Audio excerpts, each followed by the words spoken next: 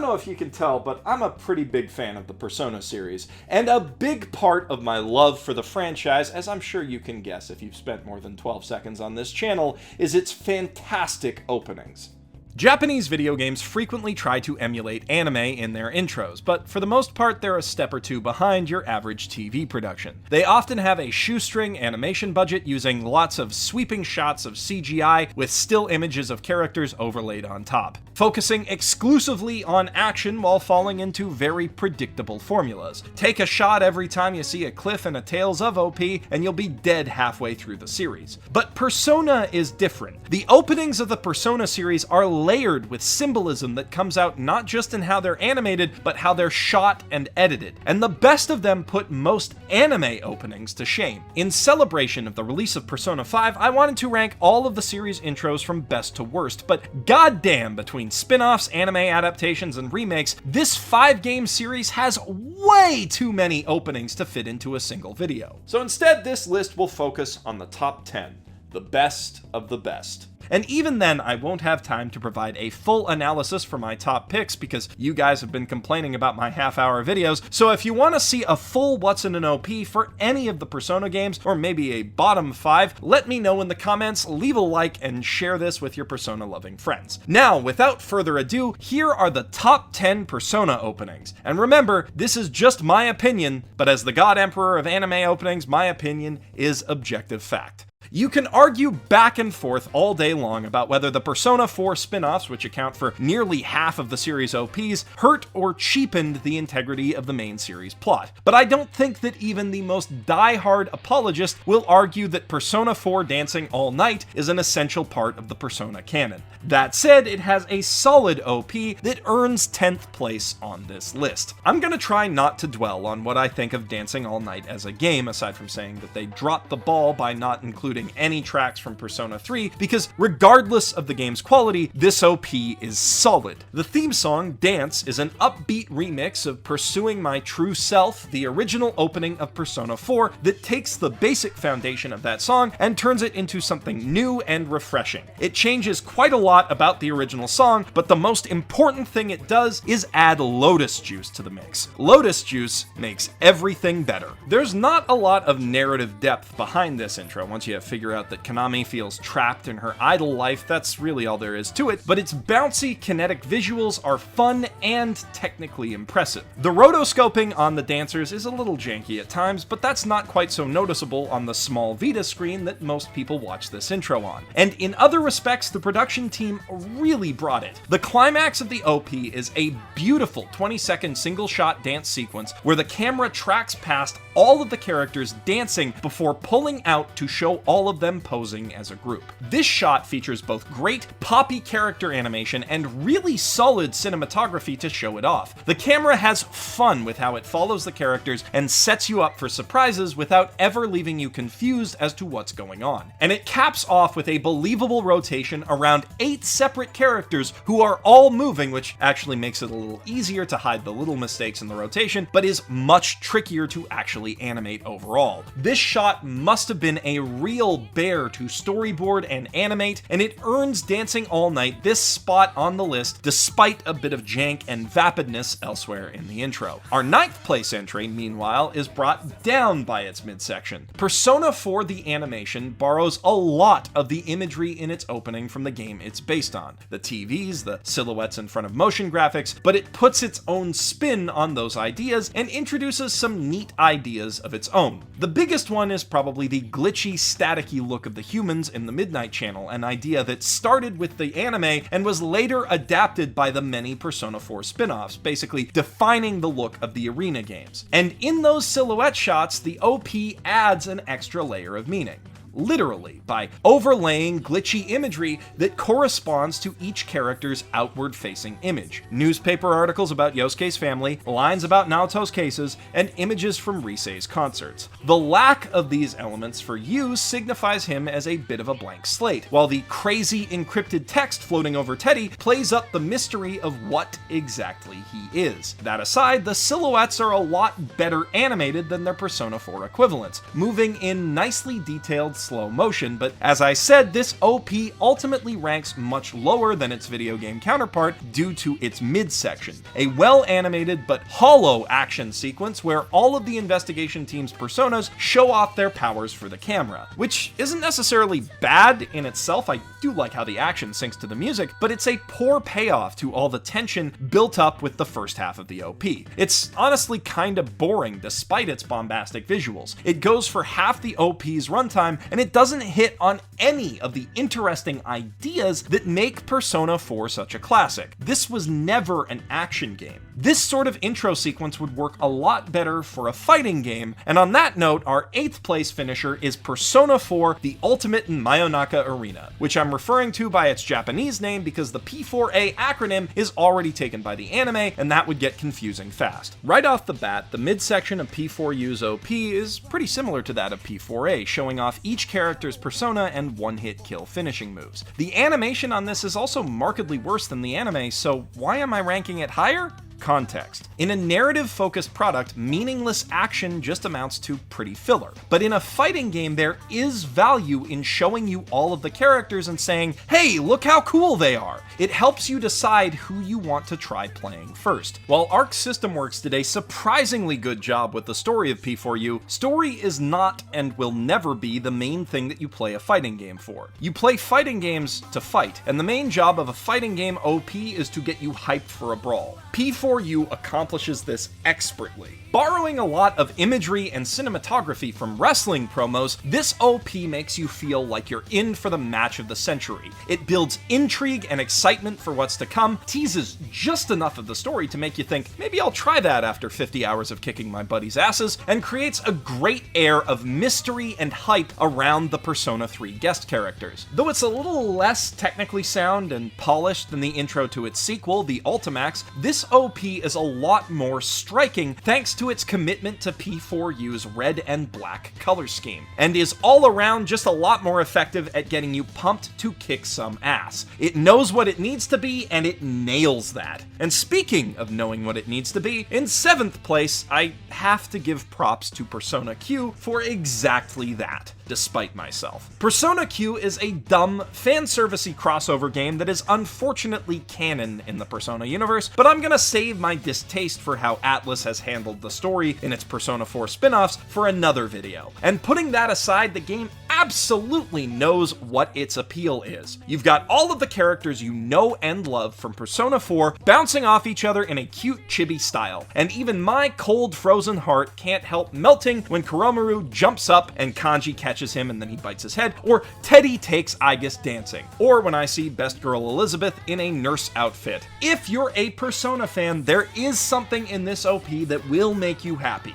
Guaranteed. But that appeal aside, I have to commend this OP for its visual design. The way that it uses primary colors to signify each character and emphasize both the contrast and blending of Persona 4's yellow with Persona 3's blue. And for how cutesy it is, it handles the transition to darker imagery and themes that the series is known for very well, a lot more effectively than the game itself does, if I'm being blunt. It sure as hell gets you pumped to see what the bosses look like and makes you want to fight them. This intro gets me totally stoked to play a game that I know is just okay at best, with a plot that actively pisses off the lore nerd in me, though not as much as the answer does. That takes some doing. Our 6th place entry will get you stoked to play a much better game, albeit one that's a lot harder to get into and hasn't aged quite so gracefully. Persona 2 Eternal Punishment already had one of the best intros in the series back on PS1, and the remake for PSP improved on it significantly. What's interesting is that this is basically a remake of the original PS1 game's OP2, with several shots from that opening recreated using 2D animation instead of 3D CGI. The first two Persona games on PS1 had pretty standard 90s JRPG intros, which Kinda sucked, to be honest, but it seems like there was enough good about the Eternal Punishment OP that they wanted to preserve that basic idea. It even uses the same song, or, well, something like a modern remix of it. The heavy bass makes it feel a lot more intense. Now, there are certain cuts and shots from the original OP that I think work better. This smash cut as Ulala breaks the mirror is especially effective, but I think that they added to the remake enough to make up for it. The PSP version really plays up the disturbing, occultic imagery at the beginning of the OP,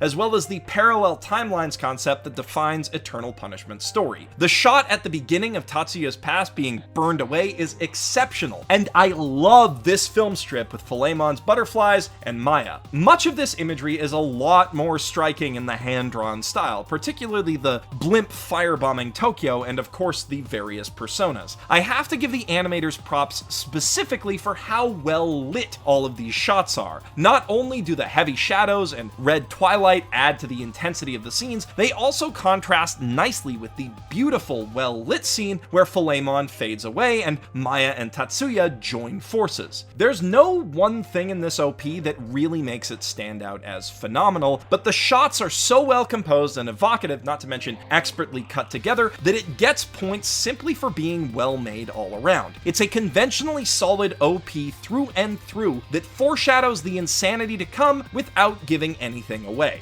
Our 5th place contender is just as solid, but a lot less conventional. Persona 4 The Golden builds its entire opening around a single, infinitely zooming shot that is just hypnotizing to look at. Anyone who's seen my Mob Psycho 100 OP analysis will know that I'm a sucker for OPs that loop together perfectly, and while the music here doesn't quite sync up with the loop, it's still really clever in the way that everything ties back together. Though really we shouldn't expect anything less, considering that they tapped Madhouse to make this thing, an anime studio second only to maybe Bones for the quality of their openings, who managed to snag 2 out of 10 spots on my best OPs of all time list with Beck and Paranoia Agent. And this OP was spearheaded by Atsuko Ishizuka, the director of No Game No Life and the pet girl of Sakura So. This zooming intro has a very similar feel to their stellar opening for the Tatami Galaxy in particular, and it makes an even stronger display of Madhouse's surprising talent for motion graphics. The way that they managed to distill the essence of every character down to a few simple icons for their character cards is beyond impressive. Even without the characters dancing in front of them, if you've played the game even once, you can instantly pick out which background corresponds to each of them. This graphic design is so good that A1 Pictures shamelessly reused it twice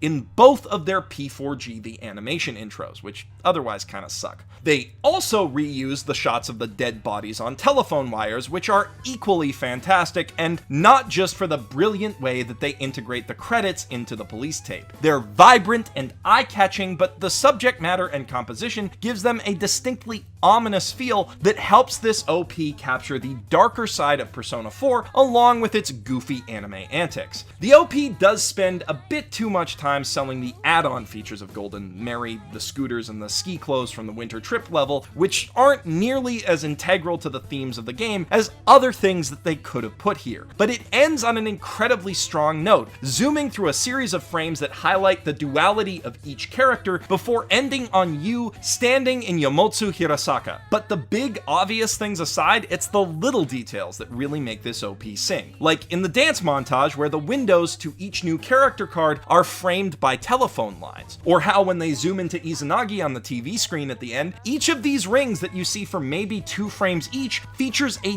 different one of the main cast personas. Persona 4 The Golden has a fun, unique OP that manages to set itself apart from the iconic intro of the game that it's remaking. And on that note, our 4th place winner is the original Persona 4 itself, which I know seems like a bit of a coincidence, but considering that 5 of the intros on this list are from the Persona 4 extended universe, there was like a 50-50 chance that one of them would come in 4th. On the other hand, for this one to end up in 4th place necessitated that the series produce 3 other OPs that are even better than Pursuing My True Self, which is a tall order indeed. From here on out, the Persona OPs OPs are nothing short of brilliant. Perhaps Persona 4's opening loses a bit of its luster for how many of its ideas have been reused by its spin-offs, but the original game did it first and definitely did it best. The anime put its own original spin on the silhouettes with the text in the background, but here the text serves a purpose beyond simply naming the characters and their personas. The kinetic typography in the background spells out the lyrics of the theme song, but not just the ones that are being sung. Instead, the background is filled with almost all of the lyrics at once, mirroring the idea that we are living our lives abound with so much information, too much information to process. Except for the genius Detective Naoto, who is fittingly the one to blow away all the confusing text. And the other imagery in this OP is equally striking and layered, like the 4 shots that bring us so elegantly from daily school life to a murder to the investigation and then into the TV world to find the truth, overlaid with the calendar and clock to emphasize the game's ever-pressing time limit.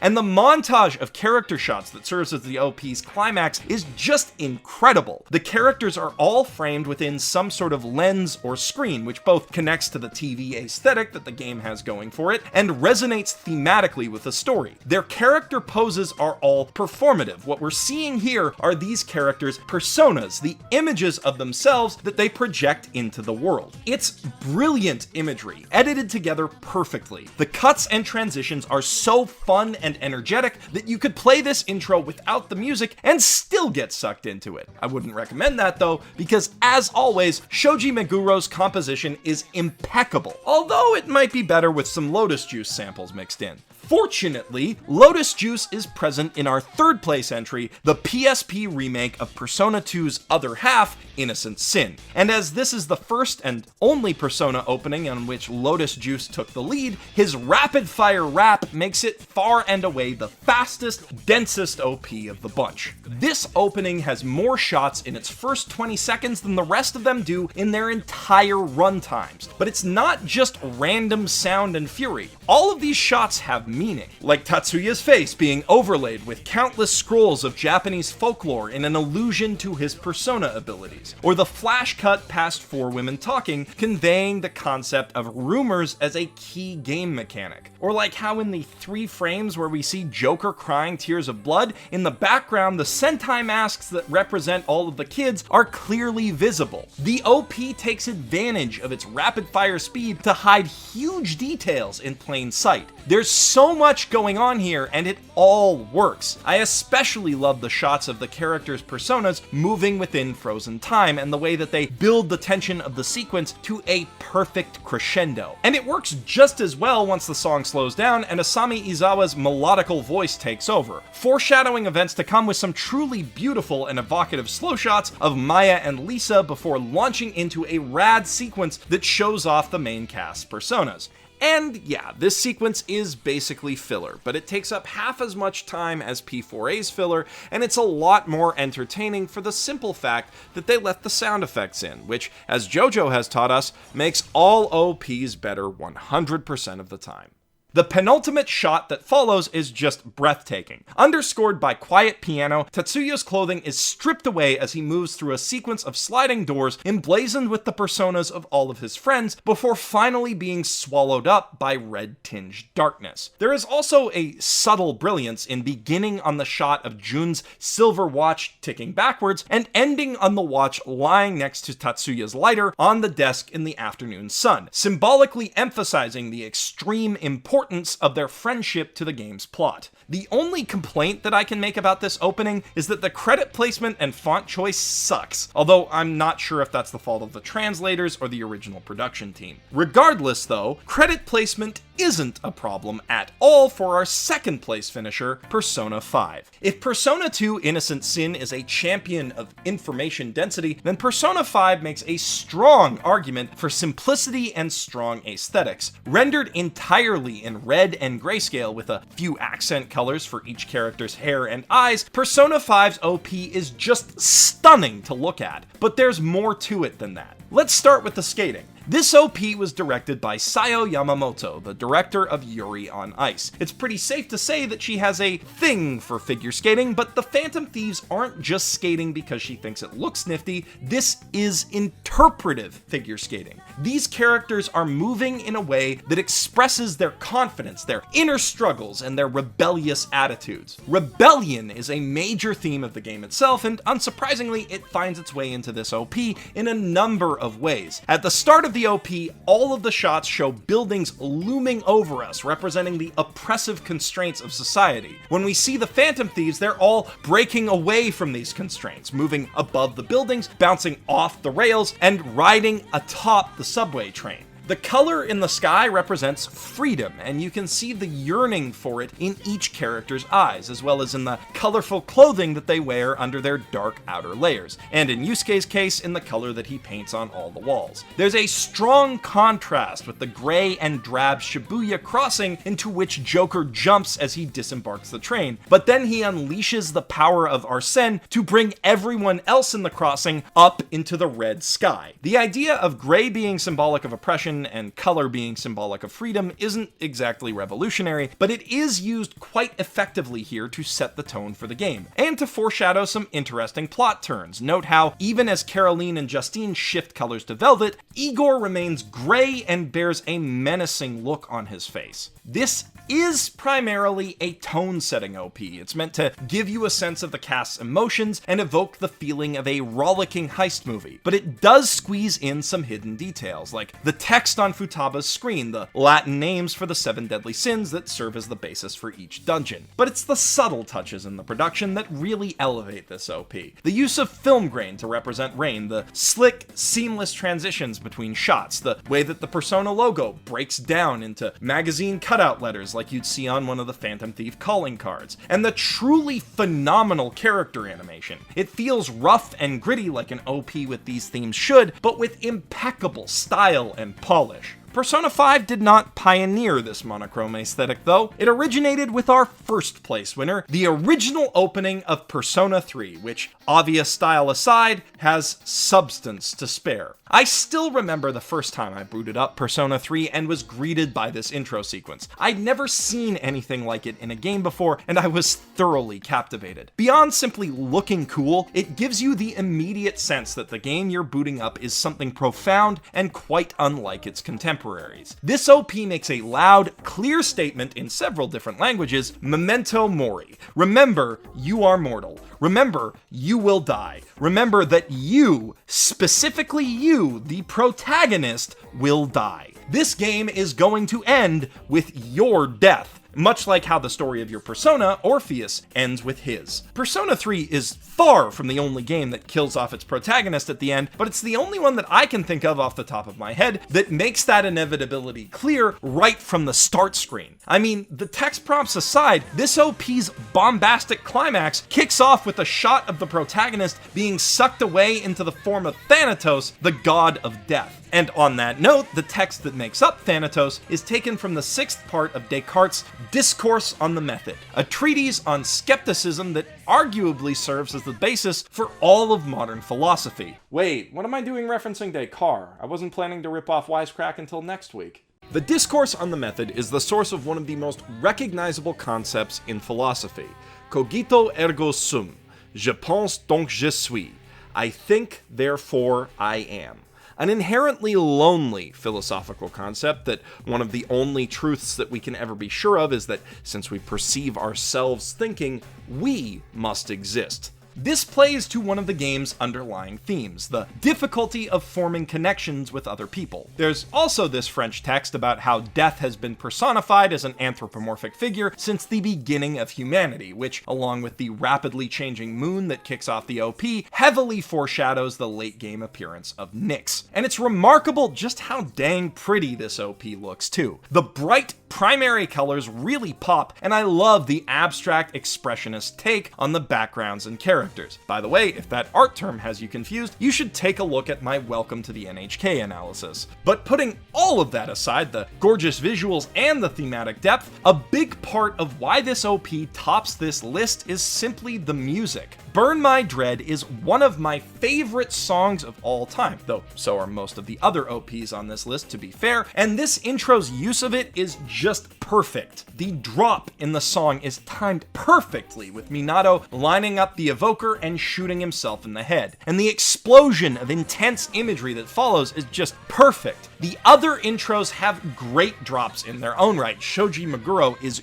good at writing them, but they don't hit anywhere near as hard as the brutal drum kick that accompanies Minato summoning his persona for the first time by literally burning his dread. The only intro song that I like more is the Burn My Dread remix that opens Persona 3 FES, but unfortunately that's accompanied by a lazy clip show made up of gameplay and cutscenes from the answer, which music is normally the last thing that I look at in ranking openings, because it's a matter of pure preference. I just happen to like rock more than some of the other genres that the series has dabbled in. But all other things being equal, it can be what pushes an OP over the top. And the quality of the top 4 openings on this list is as close to equal as anything that I've ever compared on this channel. I do think that there's a bit more there with Persona 3 and 5, and P3 in particular is the origin for all of these great OPs, but honestly, if any of this top 4 is your favorite, you're not wrong for picking it. You get a pass from the Anime Pope if we disagree on this one.